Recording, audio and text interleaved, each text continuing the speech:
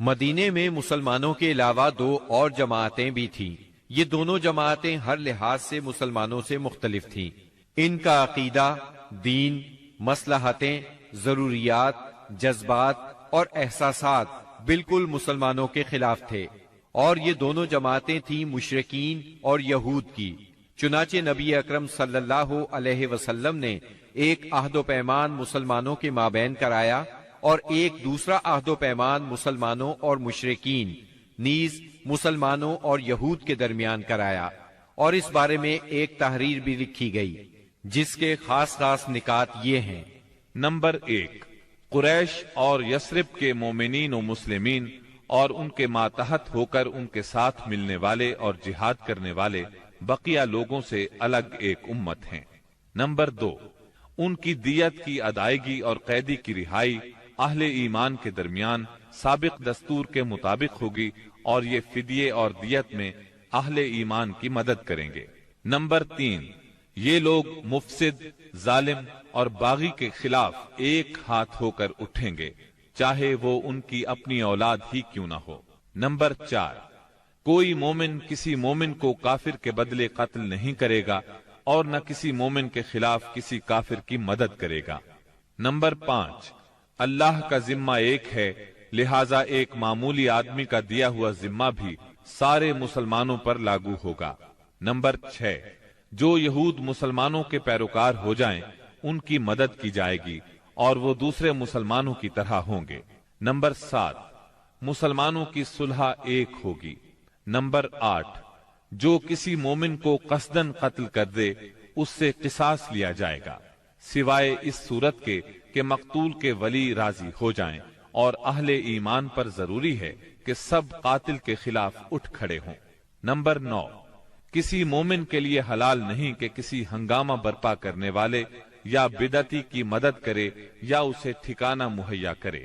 Number 10، ان کے درمیان کسی بات میں اختلاف ہو تو اسے اللہ اور اس کے رسول کی طرف لوٹایا جائے گا۔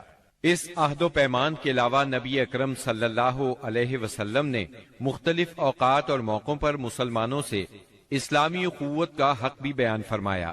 انہیں آپس میں تعاون، مدد، اتحاد و یگانگت، غم گساری اور خبر گیری کی ترغیب دی، یہاں تک کہ یہ اخوت تاریخ کی انتہائی بلندیوں تک پہنچ گئی۔ باقی رہے مشرکین تو ان کا معاملہ اور تھا۔ ان کی اکثریت اپنے سرداروں اور بڑوں سمیت مسلمان ہو چکی تھی، اور ان میں اتنی سخت نہیں تھی کہ مسلمانوں کے مقابلے میں کھڑے ہو سکیں، لہٰذا ان سے نبی اکرم صلی اللہ علیہ وسلم نے یہ عہد لیا کہ کوئی مشرک قریش کی جان و مال کو پناہ نہیں دے گا اور نہ کسی مومن کے آگے اس کی حفاظت کے لیے رکاوٹ بنے گا۔ اس عہد کے بعد ان کی طرف سے کوئی اندیشہ نہ رہا۔ باقی رہے یہود تو ان کے ساتھ نبی اکرم صلی اللہ علیہ وسلم نے جو معاہدہ کیا اس کے خاص نکات یہ ہیں۔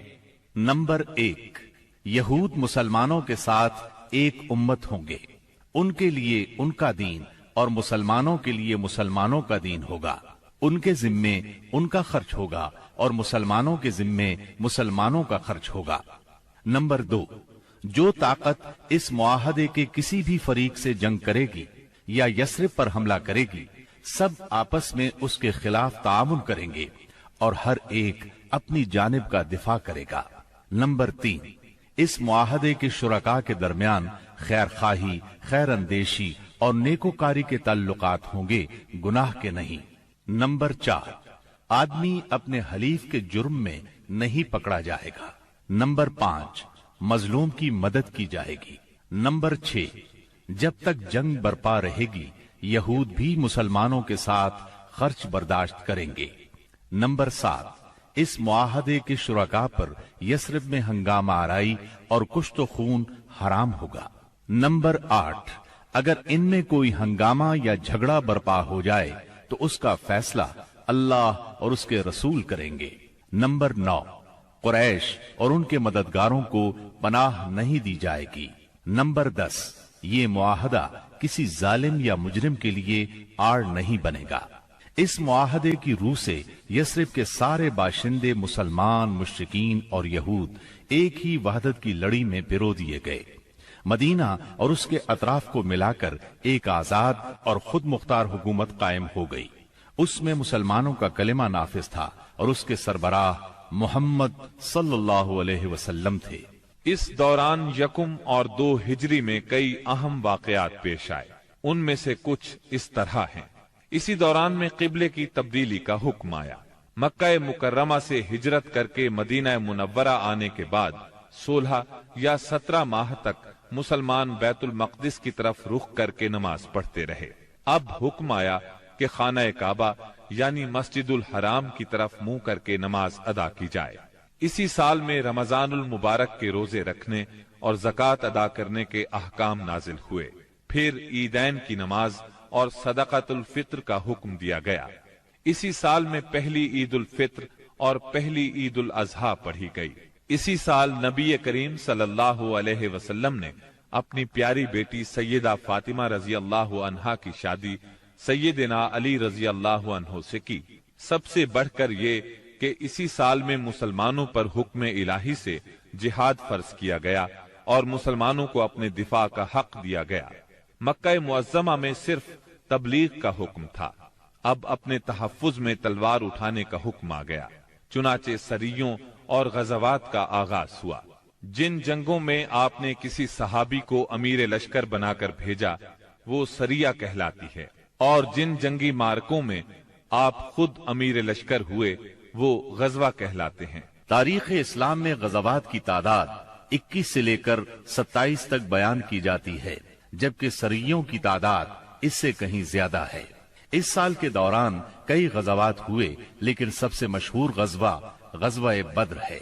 नबी करीम सल्लल्लाहु अलैहि वसल्लम जब हिजरत करके मदीना मुनव्वरा पहुंचे तो उन दिनों मदीने में एक निहायत दौलतमंद और बाअसर शख्स अब्दुल्ला बिन उबई था। हिजरत से पहले अंसार में उसका बहुत असर और रुसूख था। अंसार उसे अपना सरदार बनाने वाले थे, बल्कि उसकी ताजपोशी के लिए एक ताज बनवा लिया गया था। इसी दौरान में आप सल्लल्लाहु अलैहि वसल्लम हिजरत करके मदीना पहुंचे और अंसार के दोनों कबाइल ने आपके हाथ पर बैत कर ली और मीसाक़े मदीना के जरिए से यहूदियों ने भी आपकी क़ियादत को तस्लीम कर लिया। इससे अब्दुल्ला बिन उबई की सरदारी के मंसूबे धरे के धरे रह गए। इस बिना पर उसने आपकी मुखालिफत पर कमर बांध ली। उधर मुशरिकीन मक्का जो इस्लाम, मुसलमानों और रसूलुल्लाह सल्लल्लाहु अलैहि वसल्लम की दुश्मनी में जल भुन रहे थे, उन्होंने अब्दुल्ला बिन उबई को एक धमकी आमेज खत तहरीर किया। इस खत में उन्होंने 2 टोक अल्फाज में लिखा, आप लोगों ने हमारे साहिब को पनाह दे रखी है, इसलिए हम अल्लाह की कसम खाकर कहते हैं या तो आप लोग उससे लड़ाई करें या उसे निकाल दें, या फिर हम अपनी पूरी जमीयत के साथ आप लोगों पर चढ़ाई करके आपके सारे जंगजुओं को कत्ल कर देंगे और आपकी औरतों की हुर्मत पामाल कर देंगे। जब ये खत अब्दुल्ला बिन उबई और उसके साथियों को मिला तो वो रसूलुल्लाह सल्लल्लाहु अलैहि वसल्लम से जंग के लिए तैयार हो गए। नबी अकरम सल्लल्लाहु अलैहि वसल्लम को इसकी खबर हुई तो आप उनके पास तशरीफ ले गए और फरमाया, कुरैश की धमकी तुम लोगों पर बहुत गहरा असर कर गई है। तुम खुद अपने आप को जितना नुकसान पहुंचा देना चाहते हो, कुरैश तुम्हें उससे ज्यादा नुकसान नहीं पहुंचा सकते। तुम अपने बेटों और भाइयों से खुद ही लड़ना चाहते हो। नबी अकरम सल्लल्लाहु अलैहि वसल्लम की ये बात सुनकर लोग बिखर गए।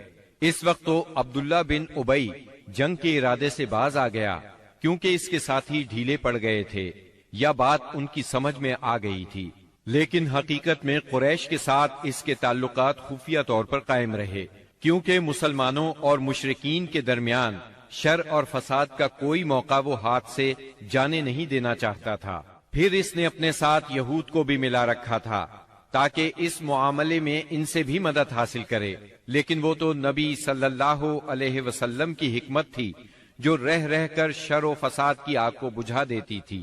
मुसलमानों की हिजरत और मदीने में उनकी कामयाबी से कुफ्फार मक्का बहुत तिलमिला रहे थे और मदीने पर चढ़ाई के बहाने ढूंढ रहे थे। रसूलुल्लाह सल्लल्लाहु अलैहि वसल्लम के बढ़ते हुए इक़्तिदार और इस्लाम की इशाअत ने मक्का में अबू जहल और अबू सुफियान को सख्त बेचैन कर दिया था। यही कैफियत मदीने में अब्दुल्लाह बिन उबई की थी। اس نے قریش کے حوصلے بڑھائے اور انہیں یقین دہانی کرائی کہ اگر تم نے مدینے پر دھاوا بولا تو یہودی تمہارا ساتھ دیں گے۔ مسلمان جب سے مدینہ آئے تھے خطرات بڑھتے جا رہے تھے اور ان کے سروں پر منڈلا رہے تھے۔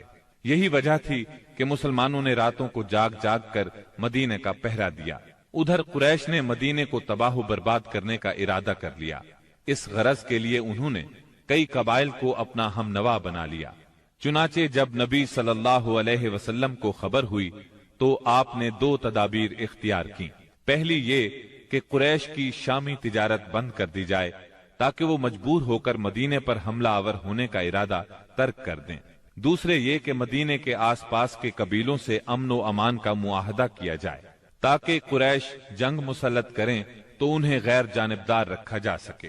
جب اللہ تعالی کی طرف سے جہاد اور قتال کی اجازت دی گئی تو رسول اللہ صلی اللہ علیہ وسلم نے کئی ایک سرایہ بھیجے اور غزوات میں حصہ لیا۔ ان کی مختصر تفصیل کچھ یوں ہے۔ اس سلسلے میں پہلا سریہ جو رسول اللہ صلی اللہ علیہ وسلم نے بھیجا وہ سریہ سیف البحر کہلاتا ہے۔ اسے آپ نے رمضان یکم ہجری بمطابق مارچ 623 عیسوی میں بھیجا اور اپنے چچا سیدنا حمزہ بن عبد المطلب رضی اللہ عنہ کو اس سریے کا امیر بنایا اور 30 مہاجرین کو ان کے زیر کمان شام سے آنے والے ایک قریشی قافلے کا پتہ لگانے کے لیے روانہ فرمایا۔ اس قافلے میں 300 آدمی تھے جن میں ابو جہل بھی تھا۔ مسلمان ایس کے اطراف میں ساحل سمندر کے پاس پہنچے تو قافلے کا سامنا ہو گیا اور دونوں فریق جنگ کے لیے صف آرا ہو گئے۔ قریب تھا کہ جنگ ہو جاتی لیکن قبیلہ جوہینا کے سردار نے بیچ بچاؤ کرا دیا۔ دونوں فریق واپس چلے گئے۔ یہ اسلامی تاریخ کا پہلا سریہ اور پہلا فوجی عمل تھا۔ اس کا جھنڈا سفید تھا اور یہ اسلامی تاریخ کا پہلا جھنڈا تھا۔ اس کے علم بردار سیدنا ابو مرصد کناز بن حسین غنوی رضی اللہ عنہ تھے۔ اس کے بعد پے در پے سریے روانہ کیے گئے۔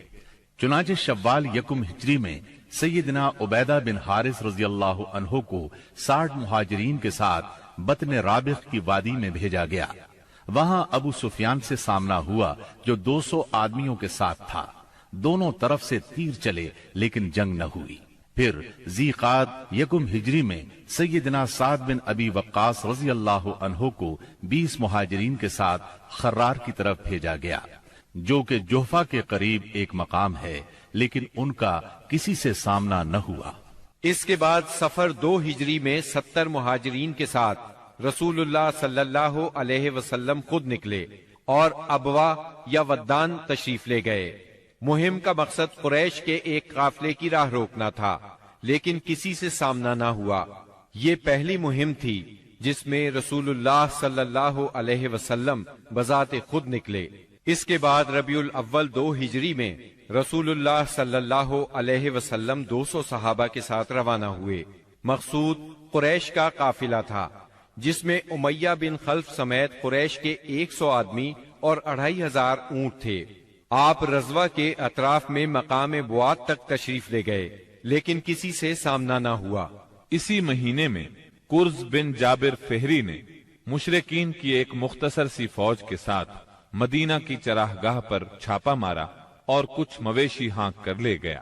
رسول اللہ صلی اللہ علیہ وسلم نے 70 صحابہ کے ہمراہ اس کا تعاقب کیا اور بدر کے اطراف میں واقع وادی صفوان تک تشریف لے گئے، لیکن کرز نکل بھاگا۔ اسی واقعے کو بعض لوگ غزوہ بدر اولا بھی کہتے ہیں۔ اس کے بعد آپ جمادی الاولا یا جمادی الاخری 2 ہجری میں 150 یا 200 مہاجرین کے ساتھ ذوالعشیرہ تک تشریف لے گئے۔ مقصود قریش کے ایک قافلے کو روکنا تھا جو ملک شام جا رہا تھا، لیکن آپ کے پہنچنے سے پہلے وہ جا چکا تھا۔ اس سفر میں آپ نے بنو مدلج اور ان کے حلیف بنو زمرہ سے جنگ نہ کرنے کا معاہدہ کیا۔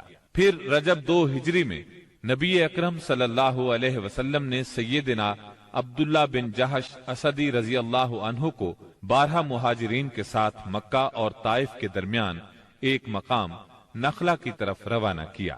مقصد یہ تھا کہ وہ قریش کے ایک قافلے کی خبر لائیں، مگر ان لوگوں نے قافلے پر حملہ کر کے عمر بن حضرمی کو قتل اور عبداللہ بن مغیرہ کے بیٹے عثمان اور مغیرہ کے غلام حکیم بن کیسان کو قید کر لیا اور قافلے کو ہانک لائے۔ ان کے ایسا کرنے پر آپ ان سے ناراض ہوئے، چنانچہ قیدیوں کو چھوڑ دیا گیا اور مقتول کا خون بہا ادا کیا گیا۔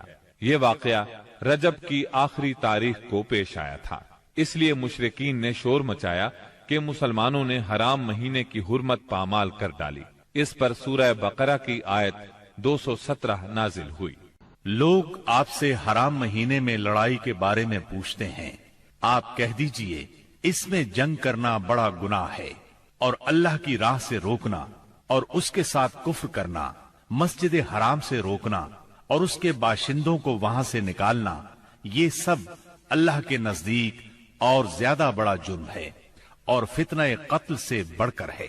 یہ تھی جنگی نقل و حرکت جو مدینہ منورہ اور اس کے اطراف کے امن کی حفاظت کے لیے نبی صلی اللہ علیہ وسلم اور مسلمانوں نے قائم کر رکھی تھی۔ اس سے قریش کو یہ بتلانا بھی مقصود تھا کہ اگر وہ اپنے شر سے باز نہ آئے تو انجام برا ہوگا، لیکن وہ اپنی خودسری اور تکبر میں بڑھتے ہی چلے گئے۔ چنانچہ بدر کے میدان میں انہوں نے اس کی سزا پا لی اور جزا بہرحال گھاٹے ہی کی تھی۔ 17 رمضان 2 ہجری کو غزوہ بدر ہوا۔ یہ قریش اور مسلمانوں کے درمیان پہلا فیصلہ کن معرکہ تھا۔ اس کا سبب یہ ہوا کہ رسول اللہ صلی اللہ علیہ وسلم جس قافلے کے لیے ذوالعشیرہ تک تشریف لے گئے تھے اور وہ بچ کر شام چلا گیا تھا، آپ صلی اللہ علیہ وسلم اس کی طاق میں تھے اور اس کی خبر لانے کے لیے آپ نے شام کے مقام ہورا تک طلحہ بن عبید اللہ اور سعید بن زید رضی اللہ عنہما کو بھیجا۔ چنانچہ جیسے ہی یہ قافلہ وہاں سے گزرا، انہوں نے فوراً مدینہ منورہ خبر پہنچائی۔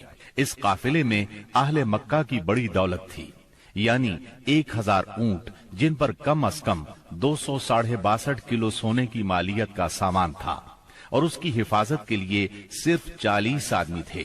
خبر ملتے ہی رسول اللہ صلی اللہ علیہ وسلم نے صحابہ کرام رضی اللہ عنہم کو نکلنے کی دعوت دی، تاہم نکلنا ضروری نہیں قرار دیا۔ چنانچہ اس دعوت پر 313، 314 یا 317 صحابہ نے لبیک کہا۔ ان میں 82 یا 83 یا پھر 86 مہاجرین تھے اور بقیہ انصار، اور پھر انصار میں سے 61 قبیلہ اوس سے تھے اور 170 قبیلہ خزرج سے تھے۔ انہوں نے مکمل تیاری بھی نہیں کی تھی۔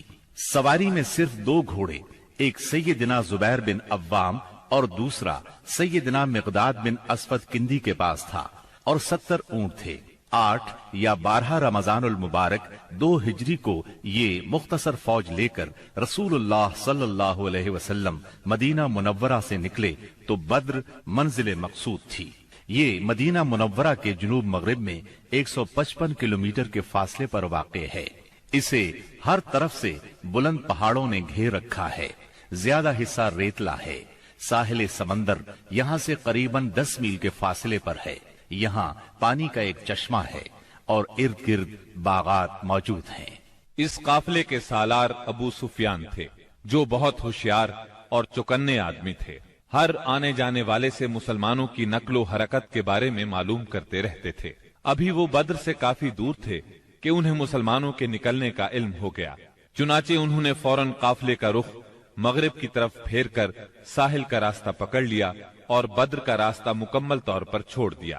ساتھ ہی زمزم بن عمرو غفاری کو اجرت دے کر مکہ بھیجا کہ جس قدر جلد ممکن ہو انہیں مسلمانوں کے نکلنے کی اطلاع دے دیں۔ اس نے خبر پہنچائی تو اہل مکہ نہایت تیزی سے تیار ہوئے اور سب کے سب نکلے۔ ابو لہب کے سوا بڑوں میں سے کوئی پیچھے نہ رہا۔ آس پاس کے قبائل کے لوگ بھی ساتھ لے لیے۔ جب یہ لشکر مقام جحفہ پر پہنچا تو ابو سفیان کا پیغام ملا۔ اس میں اس نے اپنے بچ نکلنے کی اطلاع دی تھی اور یہ مطالبہ کیا تھا کہ مکہ واپس پلٹ جائیں۔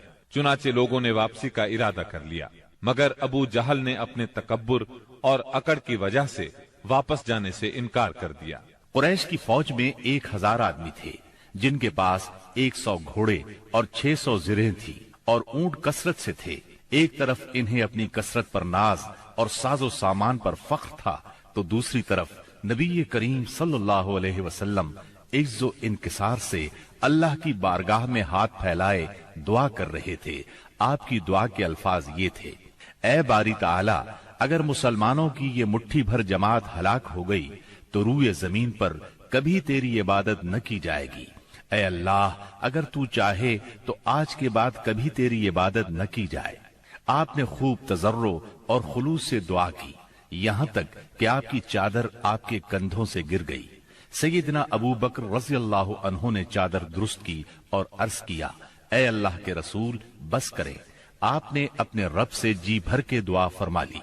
दोनों लश्कर आमने सामने आए तो सबसे पहले मुशरिकीन में से बेहतरीन सालार उतबा, शैबा और वलीद बिन उतबा मैदान में निकले।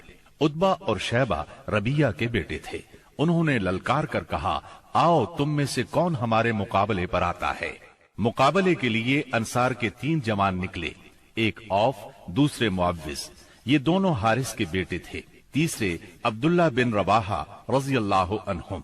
कुरैशियों ने कहा, तुम कौन लोग हो? उन्होंने कहा, हम अंसार की एक जमात हैं। कुरैशियों ने कहा, आप लोग शरीफ मद्दे मुकाबिल हैं, लेकिन हमें आपसे सरोकार नहीं। हम तो अपने चचेरे भाइयों को चाहते हैं। फिर उनके मुनादी ने आवाज लगाई, मुहम्मद, हमारे पास हमारी कौम के हमसरों को भेजो। रसूलुल्लाह सल्लल्लाहु अलैहि वसल्लम ने फरमाया, उबैदा बिन हारिस उठो, हमजा उठो, अली उठो। जब ये लोग उठे और कुरैशियों के करीब पहुंचे तो उन्होंने पूछा, आप कौन लोग हैं? उन्होंने अपना तारुफ कराया। कुरैशियों ने कहा, आप लोग शरीफ मद्दे मुकाबिल हैं। इसके बाद मारका आराई हुई। सैयदना उबैदा बिन हारिस ने उतबा बिन रबिया से मुकाबला किया। सैयदना हमजा ने शैबा से और सैयदना अली ने वलीद से। सैयदना हमजा और सैयदना अली ने अपने अपने मद्दे मुकाबिल को झट मार लिया, लेकिन उबैदा बिन हारिस और उनके मद्दे मुकाबिल के दरमियान एक एक वार का तबादला हुआ और दोनों में से हर एक ने दूसरे को गहरा जख्म लगाया।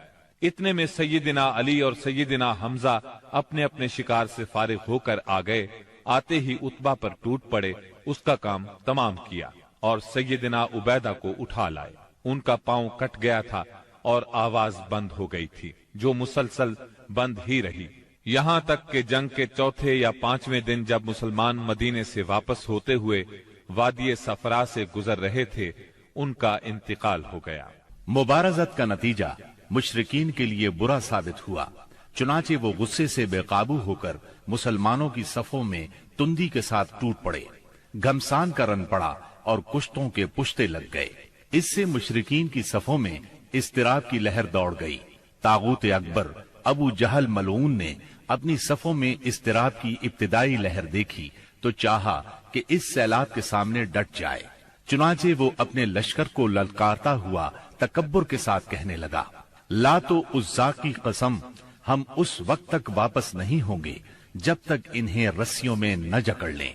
देखो, तुम्हारा कोई आदमी इनके किसी आदमी को कत्ल न करे, बल्कि इन्हें पकड़ो और गिरफ्तार करो ताकि हम इनको इस हरकत का मजा चखाएं। लेकिन उसे इस गुरूर की हकीकत का बहुत जल्द पता लग गया, क्योंकि चंद ही लम्हे बाद मुसलमानों के हमले की तुंदी के सामने मुशरिकीन की सफें फटना शुरू हो गईं। अलबत्ता अबू जहल अब भी अपने गिर्द मुशरिकीन का एक गौल लिए जमा हुआ था। इस गौल ने अबू जहल के चारों तरफ तलवारों की बाढ़ और नेजों का एक जंगल कायम कर रखा था, लेकिन गैरतमंद मुसलमानों के इस्लामी हुजूम की आंधी ने उस बाढ़ को भी बिखेर दिया और उस जंगल को भी उखेड़ दिया। इसके बाद ये तागूत अकबर दिखाई पड़ा। मुसलमानों ने देखा कि वो एक घोड़े पर चक्कर काट रहा है। इधर उसकी मौत 2 अंसारी जवानों के हाथों उसका खून चूसने की मुंतजिर थी। तागूत अकबर अबू जहल के कत्ल का इबरतनाक वाकया बयान करते हुए अब्दुर्रहमान बिन औफ रजी अल्लाह अन्हु फरमाते हैं कि मैं जंग बद्र के रोज सफ के अंदर था कि अचानक मुड़ा तो क्या देखता हूँ कि दाएं बाएं 2 नौ उम्र जवान हैं। गोया उनकी मौजूदगी से मैं हैरान हो गया कि इतने में एक ने अपने साथी से छुपाकर मुझसे कहा, चचा जान, मुझे अबू जहल को दिखला दीजिए। मैंने कहा, भतीजे तुम उसे क्या करोगे? उसने कहा, मुझे बताया गया है कि वो रसूलुल्लाह सल्लल्लाहु अलैहि वसल्लम को गाली देता है। उस जात की कसम जिसके हाथ में मेरी जान है, اگر میں نے اس کو دیکھ لیا تو میرا وجود اس کے وجود سے الگ نہ ہوگا، یہاں تک کہ ہم میں سے جس کی موت پہلے لکھی ہے وہ مر جائے۔ وہ کہتے ہیں مجھے اس پر تعجب ہوا، اتنے میں دوسرے نو عمر نوجوان نے مجھے اشارے سے متوجہ کر کے یہی بات کہی۔ ان کا بیان ہے کہ میں نے چند ہی لمحوں بعد دیکھا کہ ابو جہل لوگوں کے درمیان چکر کاٹ رہا ہے۔ میں نے کہا، ارے دیکھتے نہیں، یہ رہا تم دونوں کا شکار جس کے بارے میں تم مجھ سے پوچھ رہے تھے۔ فرماتے ہیں کہ یہ سنتے ہی وہ دونوں شاہین اپنی تلواریں لیے جھپٹ پڑے اور اسے مار کر قتل کر دیا۔ پھر پلٹ کر رسول اللہ صلی اللہ علیہ وسلم کے پاس آئے۔ آپ نے فرمایا، تم میں سے کس نے قتل کیا ہے؟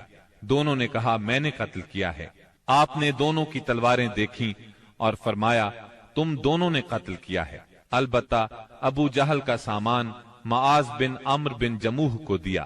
دونوں حملہ آوروں کا نام معاذ بن عمرو بن جموح اور معاذ بن افرا ہے۔ سیرت نگار ابن اسحاق کا بیان ہے کہ معاذ بن عمرو بن جموح نے کہا کہ میں نے مشرکین کو سنا وہ ابو جہل کے بارے میں کہہ رہے تھے، ابو الحکم تک کسی کی رسائی نہ ہو۔ معاذ بن عمرو کہتے ہیں کہ جب میں نے یہ بات سنی تو اسے اپنے نشانے پر لے لیا اور اس کی سمت جمع رہا۔ جب گنجائش ملی تو میں نے حملہ کر دیا اور ایسی ضرب لگائی کہ اس کا پاؤں نصف پنڈلی سے اڑ گیا۔ واللہ جس وقت یہ پاؤں اڑا ہے تو میں اس کی تشبیہ صرف اس گٹھلی سے دے سکتا ہوں جو موصل کی مار پڑنے پر جھٹک کر اڑ جائے۔ کہتے ہیں کہ ادھر میں نے ابو جہل کو مارا اور ادھر اس کے بیٹے اکرما نے میرے کندھے پر تلوار چلائی، جس سے میرا ہاتھ کٹ کر میرے بازو کے چمڑے سے لٹک گیا اور لڑائی میں مخل ہونے لگا۔ میں اسے اپنے ساتھ گھسیٹتے ہوئے سارا دن لڑا، لیکن جب وہ مجھے اذیت پہنچانے لگا تو میں نے اس پر اپنا پاؤں رکھا اور اسے زور سے کھینچ کر الگ کر دیا۔ اس کے بعد ابو جہل کے پاس معوذ بن افرا پہنچے، وہ زخمی تھا۔ انہوں نے اسے ایسی ضرب لگائی کہ وہ وہیں ڈھیر ہو گیا، صرف سانس آتی جاتی رہی۔ اس کے بعد معوذ بن افرا خود بھی لڑتے ہوئے شہید ہو گئے۔ جب معرکہ ختم ہو گیا تو رسول اللہ صلی اللہ علیہ وسلم نے فرمایا، کون ہے جو دیکھے کہ ابو جہل کا انجام کیا ہوا؟ اس پر صحابہ کرام اس کی تلاش میں بکھر گئے۔ عبداللہ بن مسعود رضی اللہ عنہ نے اسے اس حالت میں پایا کہ ابھی سانس آ جا رہی تھی۔ انہوں نے اس کی گردن پر پاؤں رکھا اور سر کاٹنے کے لیے داڑھی پکڑی اور فرمایا، او اللہ کے دشمن، آخر اللہ نے تجھے رسوا کیا نا؟ اس نے کہا، مجھے کاہے کو رسوا کیا؟ کیا جس شخص کو تم لوگوں نے قتل کیا ہے اس سے بھی بلند پایا کوئی آدمی ہے؟ یا جس کو تم لوگوں نے قتل کیا اس سے بھی کوئی اوپر آدمی ہے؟ پھر بولا، کاش مجھے کسانوں کی بجائے کسی اور نے قتل کیا ہوتا۔ اس کے بعد کہنے لگا، مجھے بتاؤ فتح کس کی ہوئی؟ عبداللہ بن مسعود رضی اللہ عنہ نے فرمایا، اللہ اور اس کے رسول صلی اللہ علیہ وسلم کی۔ اس کے بعد عبداللہ بن مسعود رضی اللہ عنہ سے جو اس کی گردن پر پاؤں رکھ چکے تھے کہنے لگا، او بکری کے چرواہے، تو بڑی اونچی اور مشکل جگہ پر چڑھ گیا۔ واضح رہے کہ عبداللہ بن مسعود رضی اللہ عنہ مکے میں بکریاں چرایا کرتے تھے۔ اس گفتگو کے بعد عبداللہ بن مسعود رضی اللہ عنہ نے اس کا سر کاٹ لیا اور رسول اللہ صلی اللہ علیہ وسلم کی خدمت میں لا کر حاضر کرتے ہوئے عرض کیا، یا رسول اللہ صلی اللہ علیہ وسلم، یہ رہا اللہ کے دشمن ابو جہل کا سر۔ آپ نے 3 بار فرمایا، واقعی اس اللہ کی قسم جس کے سوا کوئی معبود نہیں۔ اس کے بعد فرمایا، اللہ اکبر، تمام حمد اللہ کے لیے ہے جس نے اپنا وعدہ سچ کر دکھایا، اپنے بندے کی مدد فرمائی اور تنہا سارے گروہوں کو شکست دی۔ پھر فرمایا، چلو مجھے اس کی لاش دکھاؤ۔ جب آپ صلی اللہ علیہ وسلم کو لاش دکھائی گئی تو آپ نے فرمایا، یہ اس امت کا فرعون ہے۔ معاذ بن عمرو اور معوذ بن افرا کے ایمان افروز کارناموں کا ذکر ہو چکا ہے۔ حقیقت یہ ہے کہ اس معرکے میں قدم قدم پر ایمان کے ایسے تابناک نقوش پیش آئے جن میں عقیدت کی قوت اور اصول کی پختگی نمایاں اور جلوگر تھی۔ اس معرکے میں باپ اور بیٹے میں، بھائی اور بھائی میں صف آرائی ہوئی۔ اصولوں کے اختلاف پر تلواریں بے نیام ہوئیں اور مظلوم و مقہور نے ظالم و قاہر سے ٹکرا کر اپنے غصے کی آگ بجھائی۔ ابن عباس رضی اللہ عنہ سے روایت ہے کہ نبی صلی اللہ علیہ وسلم نے صحابہ کرام سے فرمایا، مجھے معلوم ہے کہ بنو ہاشم وغیرہ کے کچھ لوگ زبردستی میدان جنگ میں لائے گئے ہیں، انہیں ہماری جنگ سے کوئی سروکار نہیں ہے، لہذا بنو ہاشم کا کوئی آدمی کسی کی زد میں آ جائے تو وہ قتل نہ کرے، اور ابو البختری بن ہشام کسی کی زد میں آ جائے تو وہ اسے قتل نہ کرے، اور عباس بن عبد المطلب کسی کی زد میں آ جائے تو وہ بھی انہیں قتل نہ کرے، کیونکہ وہ بالجبر لائے گئے ہیں۔ اس پر عتبہ کے صاحبزادے ابو حذیفہ رضی اللہ عنہ نے کہا، کیا ہم اپنے باپ بیٹوں، بھائیوں اور کنبے قبیلے کے لوگوں کو قتل کریں گے اور عباس کو چھوڑ دیں گے؟ اللہ کی قسم، اگر اس سے میری مٹ بھیڑ ہو گئی تو میں اسے تلوار کی لگام پہنا دوں گا۔ یہ خبر رسول اللہ صلی اللہ علیہ وسلم کو پہنچی تو آپ نے عمر بن خطاب رضی اللہ عنہ سے فرمایا، کیا رسول اللہ صلی اللہ علیہ وسلم کے چچا کے چہرے پر تلوار ماری جائے گی؟ عمر رضی اللہ عنہ نے کہا، یا رسول اللہ، مجھے چھوڑیے، میں تلوار سے اس شخص کی گردن اڑا دوں، کیونکہ اللہ کی قسم یہ شخص منافق ہو گیا ہے۔ بعد میں ابو حذیفہ رضی اللہ عنہ کہا کرتے تھے، اس دن میں نے جو بات کہہ دی تھی اس کی وجہ سے مجھے برابر خوف لگا رہتا ہے، صرف یہی صورت ہے کہ میری شہادت اس کا کفارہ بن جائے، اور بالآخر وہ یمامہ کی جنگ میں شہید ہو ہی گئے۔ ابو البختری کو قتل کرنے سے اس لیے منع کیا گیا تھا کہ مکے میں یہ شخص سب سے زیادہ رسول اللہ صلی اللہ علیہ وسلم کی ایذا رسانی سے اپنا ہاتھ روکے ہوئے تھا، آپ کو کسی قسم کی تکلیف نہ پہنچاتا تھا اور نہ اس کی طرف سے کوئی ناگوار بات سننے میں آتی تھی، اور یہ ان لوگوں میں سے تھا جنہوں نے بنی ہاشم اور بنی مطلب کے بائیکاٹ کا صحیفہ چاک کیا تھا۔ لیکن ان سب کے باوجود ابو البختری کو قتل کر دیا گیا۔ ہوا یہ کہ مجزر بن زیاد سے اس کی مد بھیڑ ہو گئی، اس کے ساتھ اس کا ایک اور ساتھی بھی تھا، دونوں ساتھ ساتھ لڑ رہے تھے۔ مجزر نے کہا، ابو البختری، رسول اللہ صلی اللہ علیہ وسلم نے ہمیں آپ کو قتل کرنے سے منع کیا ہے۔ اس نے کہا، اور میرا ساتھی؟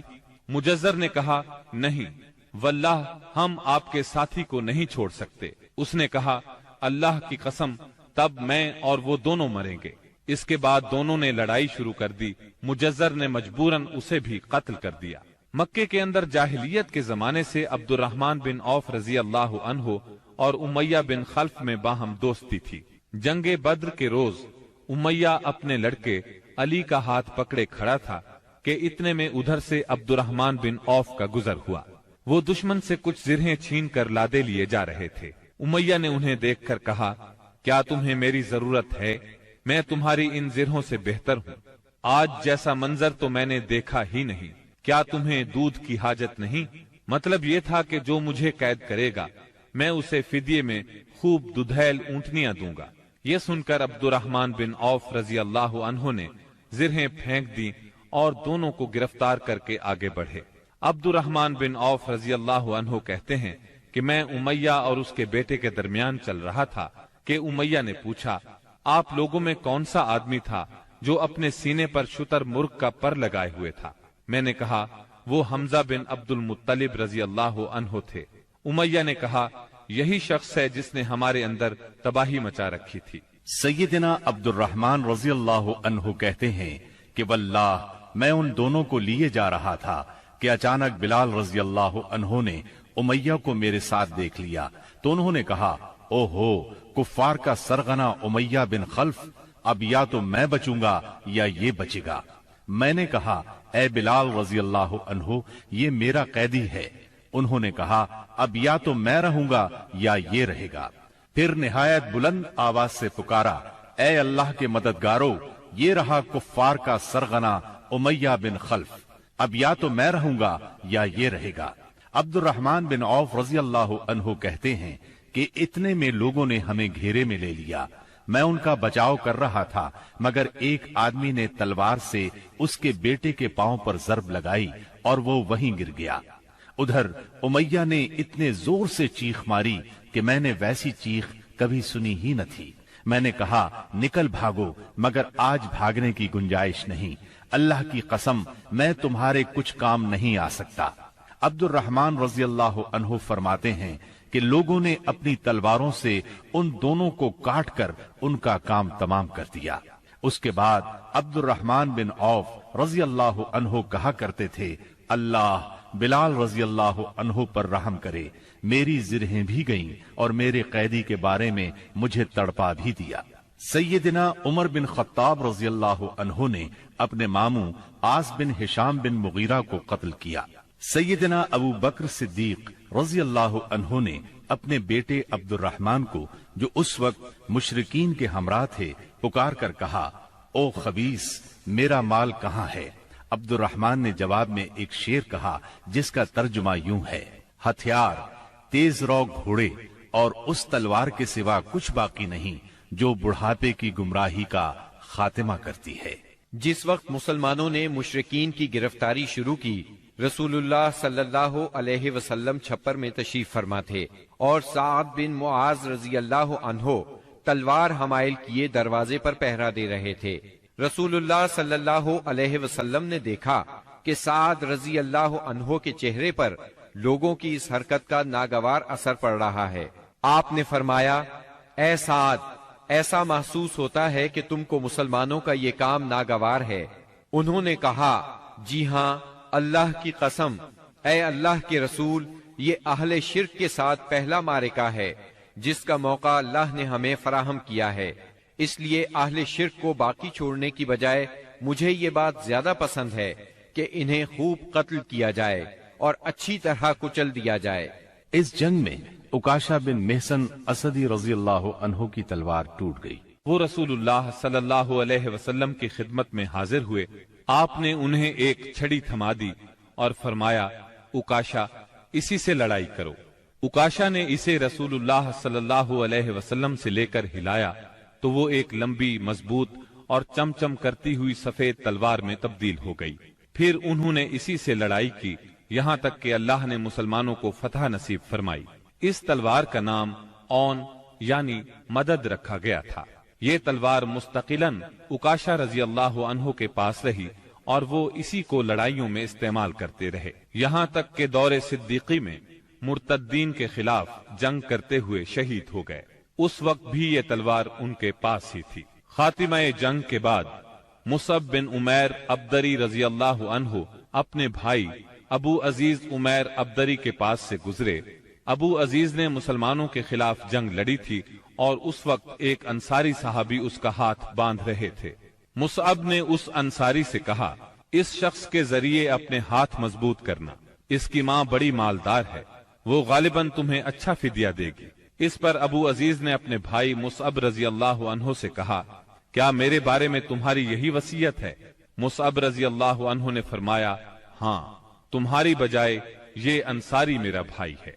जब मुशरिकीन की लाशों को कुएं में डालने का हुक्म दिया गया और उतबा बिन रबिया को कुएं की तरफ घसीट कर ले जाया जाने लगा तो रसूलुल्लाह सल्लल्लाहु अलैहि वसल्लम ने उसके साहिबजादे अबू हुज़ैफा रज़ियल्लाहु अन्हु के चेहरे पर नजर डाली। देखा तो गमज़दा थे, चेहरा बदला हुआ था। आप सल्लल्लाहु अलैहि वसल्लम ने फरमाया, अबू हुज़ैफा, गालिबन अपने वालिद के सिलसिले में तुम्हारे दिल के अंदर कुछ एहसासात हैं। उन्होंने कहा, नहीं वल्लाह या रसूल अल्लाह, मेरे अंदर मेरे बाप के बारे में और उनके कत्ल के बारे में जरा भी लर्जिश नहीं। अलबत्ता मैं अपने बाप के मुताल्लिक जानता था कि उनमें सूझबूझ है, दूरंदेशी और फजलो कमाल है।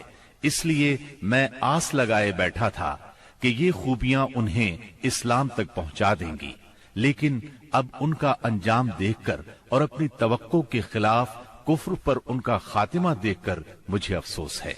इस पर रसूलुल्लाह सल्लल्लाहु अलैहि वसल्लम ने सैयदना अबू हुज़ैफा रज़ियल्लाहु अन्हु के हक में दुआए खैर फरमाई और उनसे भली बात कही।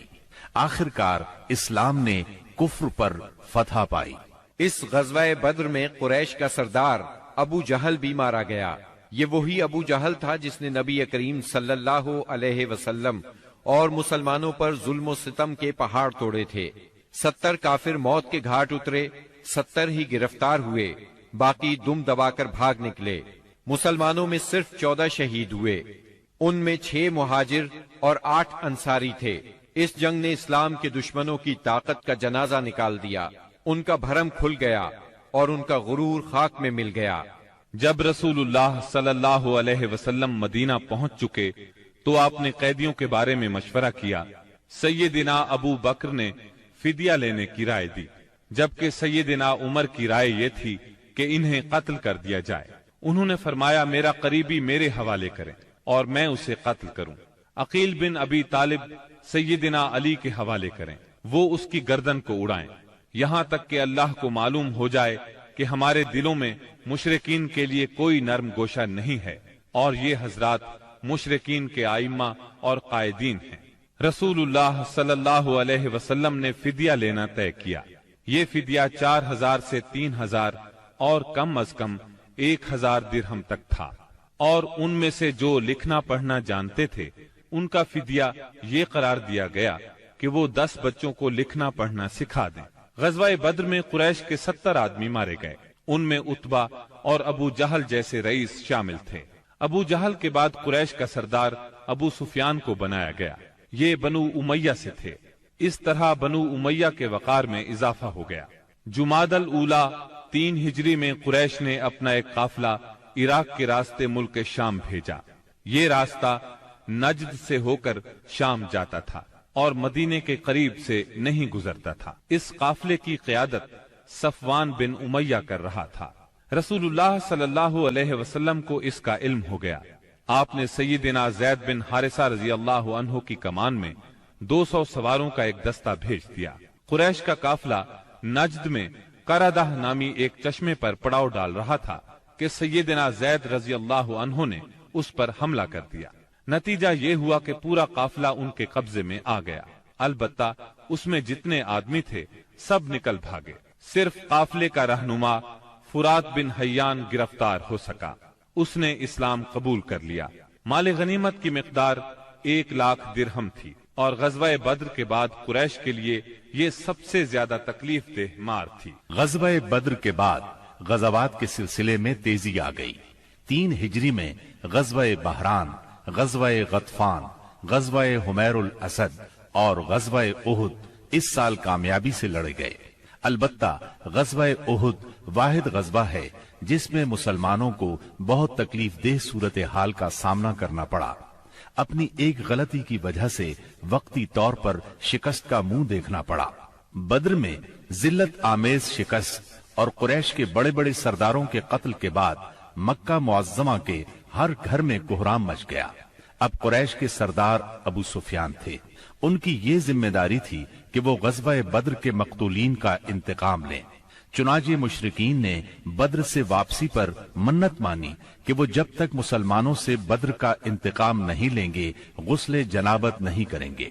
एक रोज अबू जहल का बेटा इकरमा मकतूलीन के रिश्तेदारों को साथ लेकर अबू सुफियान के पास गया और कहा, मोहम्मद ने हमारी कौम को फना कर दिया है। अब हमने तहैया कर लिया है कि मुसलमानों का नाम सफ़े हस्ती से हरफे गलत की तरह मिटाकर दम लेंगे। इस तरह कुरैश के शोला फिशां शायरों ने इंतकाम की आग को खूब हवा दी। इस तरह सारा अरब गोया आतिश फिशां बन गया। उधर मुसलमान भी ये बात अच्छी तरह जानते थे कि कुरैश मक्का अपने 70 सरदारों का इंतकाम जरूर लेंगे। चुनाचे मुसलमान कुफ्फारे मक्का की सरगर्मियों से बाखबर रहने की पूरी कोशिश कर रहे थे। शव्वाल 3 हिजरी में रसूलुल्लाह सल्लल्लाहु अलैहि वसल्लम को इत्तला मिली कि कुरैश का लश्कर मदीना मुनव्वरा की तरफ बढ़ रहा है और उसकी तादाद 3000 है। इस पर आपने सहाबाए किराम रजी अल्लाह अन्हुम से मशवरा किया। अक्सर मुहाजिरीन और तजर्बाकार सहाबा ने मशवरा दिया कि खवातीन को एक मोहल्ले में जमा कर दिया जाए और शहर के अंदर रहकर मुकाबला किया जाए। अब्दुल्ला बिन उबई मुनाफिक ने भी यही राय दी, लेकिन नौजवान सहाबा के एक गिरोह ने इस बात पर इसरार किया कि शहर से निकलकर दुश्मन का मुकाबला किया जाए। दरअसल ये नौजवान सहाबा कम उम्र होने की वजह से गज़वाए बद्र में शिरकत नहीं कर सके थे, इसलिए उन पर जोश तारी था। नबी अकरम सल्लल्लाहु अलैहि वसल्लम घर तशरीफ लाए اور زرہ پہن کر باہر تشریف لے گئے۔ اب لوگوں کو ندامت محسوس ہوئی کہ کیوں شہر سے باہر جا کر لڑنے کا مشورہ دیا۔ چنانچہ انہوں نے کہا اگر آپ پسند فرمائیں تو شہر میں رہ کر دشمن سے مقابلہ کیا جائے۔ جواب میں آپ نے فرمایا رسول کو زیبا نہیں کہ ہتھیار پہن کر بغیر قتال کے اتار دے۔ چنانچہ آپ 1000 کا لشکر لے کر مدینہ منورہ سے نکلے۔ اس کے بعد نبی صلی اللہ علیہ وسلم نے لشکر کو 3 حصوں میں تقسیم کیا۔ مہاجرین کا دستہ، اس کا پرچم سیدنا مصعب بن عمیر رضی اللہ عنہ کو عطا کیا۔ قبیلہ اوس کا دستہ، اس کا علم اسید بن حزیر رضی اللہ عنہ کو عطا فرمایا۔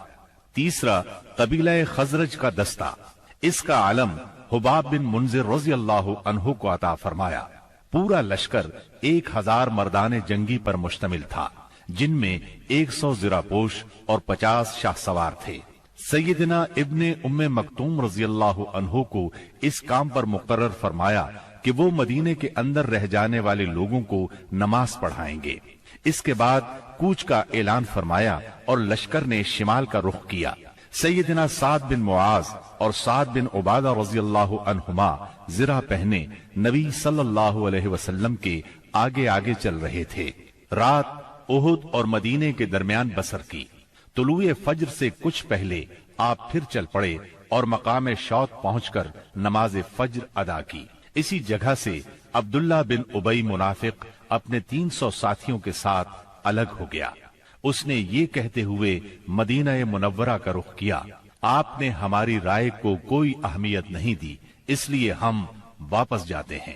اس بغاوت اور واپسی کے بعد رسول اللہ صلی اللہ علیہ وسلم نے باقی ماندہ لشکر کو لے کر، جس کی تعداد 700 تھی، دشمن کی طرف قدم بڑھایا۔ دشمن کا پڑاؤ آپ کے اور احد کے درمیان کئی سمت سے حائل تھا، اس لیے آپ نے دریافت کیا کہ کوئی آدمی ہے جو ہمیں دشمن کے پاس سے گزرے بغیر کسی قریبی راستے سے لے چلے۔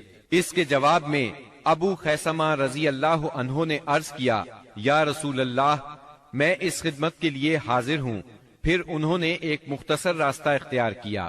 وہاں پہنچ کر نبی کریم صلی اللہ علیہ وسلم نے آگے بڑھ کر وادی کے آخری سرے پر واقع احد پہاڑ کی گھاٹی میں نزول فرمایا اور وہیں اپنے لشکر کا کیمپ لگوایا۔ سامنے مدینہ تھا اور پیچھے احد کا پہاڑ۔ اس طرح دشمن کا لشکر مسلمانوں اور مدینے کے درمیان حد فاصل بن گیا۔ یہاں پہنچ کر رسول اللہ صلی اللہ علیہ وسلم نے لشکر کی ترتیب و تنظیم قائم کی اور جنگی نقطۂ نظر سے اسے کئی صفوں میں تقسیم فرمایا۔ ان کی کمان سیدنا عبداللہ بن جبیر بن نعمان رضی اللہ عنہ کے سپرد کی اور انہیں وادی کنات کے جنوبی کنارے پر واقع ایک چھوٹی سی پہاڑی پر، جو اسلامی لشکر کے کیمپ سے کوئی 150 میٹر جنوب مشرق میں واقع ہے اور اب جبل رومات کے نام سے مشہور ہے، تعینات فرمایا اور انہیں ہدایات دیتے ہوئے فرمایا اگر تم لوگ دیکھو کہ ہمیں پرندے اچک رہے ہیں تو بھی اپنی جگہ نہ چھوڑنا یہاں تک کہ میں بلا بھیجوں، اور اگر تم دیکھو کہ ہم نے قوم کو شکست دی ہے اور انہیں کچل دیا ہے تو بھی اپنی جگہ نہ چھوڑنا یہاں تک کہ میں بلا بھیجوں۔ باقی لشکر کی ترتیب یہ تھی: دائیں جانب والے لشکر پر سیدنا منذر بن عمرو مقرر تھے اور بائیں جانب والے لشکر پر زبیر بن عوام اور ان کا معاون سیدنا مقداد بن اسود کو بنایا گیا۔ سیدنا زبیر کو یہ مہم بھی سونپی گئی کہ وہ خالد بن ولید کے شاہ سواروں کی راہ روکے رکھیں۔ اس ترتیب کے علاوہ صف کے اگلے حصے میں ایسے ممتاز اور منتخب بہادر مسلمان رکھے گئے جن کی جانبازی و دلیری کا شہرہ تھا اور جنہیں ہزاروں کے برابر مانا جاتا تھا۔ یہ منصوبہ بڑی باریکی اور حکمت پر مبنی تھا، جس سے نبی کریم صلی اللہ علیہ وسلم کی فوجی قیادت کی عبقریت کا پتہ چلتا ہے اور ثابت ہوتا ہے کہ کوئی کمانڈر کیسا ہی بالیاقت کیوں نہ ہو، آپ سے زیادہ باریک اور باحکمت منصوبہ تیار نہیں کر سکتا۔ یہ تھی نبی کریم صلی اللہ علیہ وسلم کی لشکر کی ترتیب و تنظیم، جو 7 شوال 3 ہجری کی صبح عمل میں آئی۔ ادھر مشرکین نے بھی صف بندی ہی کے اصول پر اپنے لشکر کو منظم کیا تھا۔ ان کا سپہ سالار ابو سفیان تھا، جس نے قلب لشکر میں اپنا مرکز بنایا تھا۔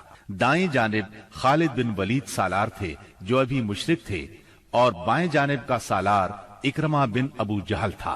पैदल फौज की कमान सफवान बिन उमैया के पास थी और तीर अंदाजों पर अब्दुल्ला बिन रबिया मुकर्रर हुए। झंडा बनु अब्दुद्दार की एक छोटी सी जमात के हाथ में था। इसके बाद दोनों फरीक आमने सामने और करीब आ गए और लड़ाई का मरहला शुरू हो गया। जंग के पहले मरहले की इब्तिदा मुशरिकीन के अलमबरदार तलहा बिन अबी तलहा से हुई। उसने मुसलमानों को ललकारा।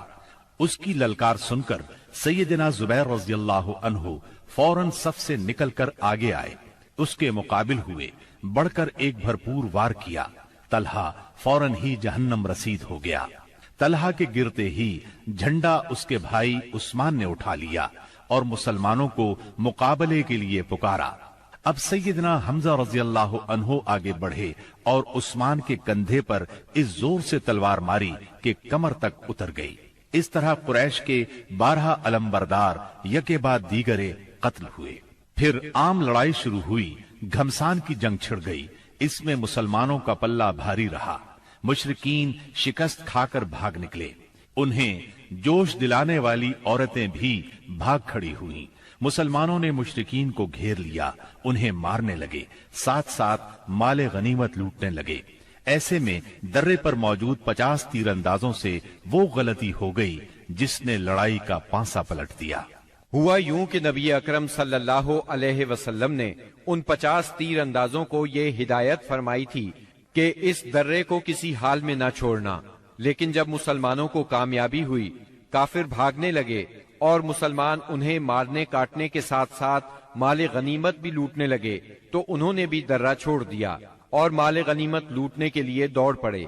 तीरंदाजों के सरदार सैयदना अब्दुल्ला बिन जुबैर रज़ियल्लाहु अन्हु ने उन्हें रोकने की कोशिश की, लेकिन वो माले गनीमत की तरफ मुतवज्जे हो गए। कुरैशी फौज में खालिद बिन वलीद मौजूद थे। उन्हें अल्लाह ने गजब की जंगी महारत अता की थी। उन्होंने अपनी महारत से फौरन भांप लिया कि मौका बहुत अच्छा है, मुसलमानों पर उस दर्रे की तरफ से हमला कर देना चाहिए। चुनाचे उन्होंने अपने दस्ते को साथ लिया और चक्कर काट कर दर्रे तक पहुंच गए। वहां सैयदना अब्दुल्लाह बिन जुबैर रज़ियल्लाहु अन्हु और उनके साथियों को शहीद करके ये लोग पीछे की तरफ से मुसलमानों पर टूट पड़े। इस तरह मुसलमान दोनों तरफ से घेरे में आ गए। इस तरह 700 मुसलमानों की फौज अचानक 3000 के नरगे में आ गई। जबरदस्त जंग हुई। 70 सहाबा शहीद हो गए। मुसलमान मुंतशिर होकर रह गए। इस्लामी फौज के अलमबरदार सैयदना मुसअब बिन उमैर रज़ियल्लाहु अन्हु की शक्ल सूरत रसूलुल्लाह सल्लल्लाहु अलैहि वसल्लम से बहुत मिलती जुलती थी। वो शहीद हो गए तो बाज लोगों ने समझा रसूलुल्लाह सल्लल्लाहु अलैहि वसल्लम शहीद हो गए। इस खबर से इस्लामी फौज बददिल हो गई। उनमें सरासिमगी फैल गई। वो मायूस हो गए। बड़े बड़े बहादुरों की ताकत जवाब दे गई। कुछ देर बाद इत्तेफाक से काब बिन मालिक रज़ियल्लाहु अन्हु ने रसूलुल्लाह सल्लल्लाहु अलैहि वसल्लम को देख लिया। वो बुलंद आवाज से पुकारे, मुसलमानों, रसूलुल्लाह सल्लल्लाहु अलैहि वसल्लम जिंदा है। मुसलमान उस तरफ लपके और आपको हल्के में ले लिया। लड़ाई के दौरान में एक पत्थर आप सल्लल्लाहु अलैहि वसल्लम की पेशानी मुबारक पर लगा। इससे ज़रा की 2 कड़ियां आपकी पेशानी में धंस गईं। एक और पत्थर आकर लगा। इससे आपके 2 दांत शहीद हो गए। मुसलमानों के फिर पलट आने पर आखिर काफिरों को भागते बनी। 70 मुसलमानों की लाशें खून और मिट्टी में लथपथ पड़ी थीं।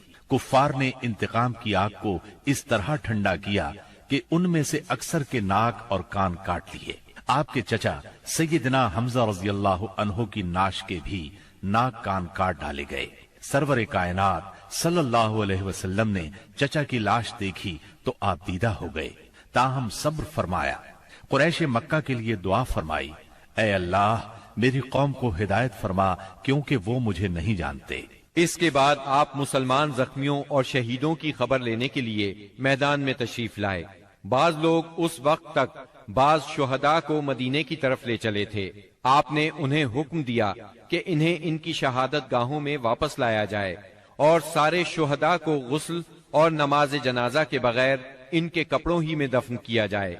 आपने 2-2 और 3-3 शहीदों को एक ही कब्र में दफन किया और ऐसा भी हुआ कि 2 शहीदों को एक ही कपड़े में दफन किया गया। दरमियान में इसखिर घास डाल दी गई। لحد میں اس شخص کو آگے کیا جسے قرآن زیادہ یاد تھا۔ آپ نے فرمایا میں ان لوگوں کے بارے میں قیامت کے دن گواہی دوں گا۔